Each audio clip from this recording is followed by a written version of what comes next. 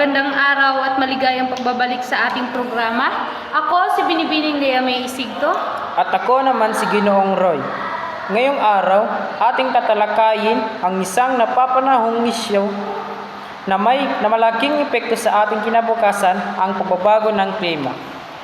Kasama natin ngayon sina Ginoong Ivin Flores, isang aktibong miyembro ng isang environmental group, at si Binibining Kate Agbay, isang estudyanteng may malaking interes sa pag-aaral ng climate change.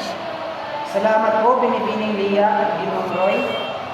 Ginoong Ivy, ano sa tingin mo ang pinakamalaking hamon na kinakaharap natin dahil sa pagbabago ng klima? Isang magandang katanungan po, Ginoong Roy, para sa akin. Ang pinakamalaking hamon ay ang kakulangan ng aksyon.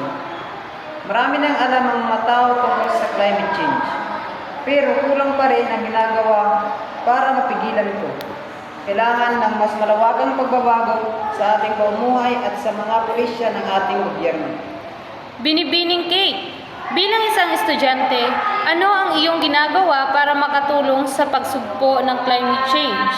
Nagsisimula po ako sa maliliit na bagay. Nagre-recycle ako, nagtitipid sa paggamit ng tubig at kuryente, at sumusuporta sa mga organisasyon na nagtataguyod ng pangangalaga sa kalikasan.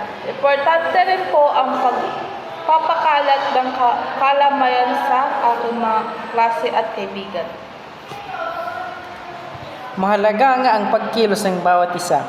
Kahit na maliit lang ano pa ang ibang paraan para makatulong ang mga kabataan sa pagsugpo ng climate change. Bukod sa personal na kilos, makakatulong din ang pagboto sa mga kandidato na may malinaw na plano para sa climate action.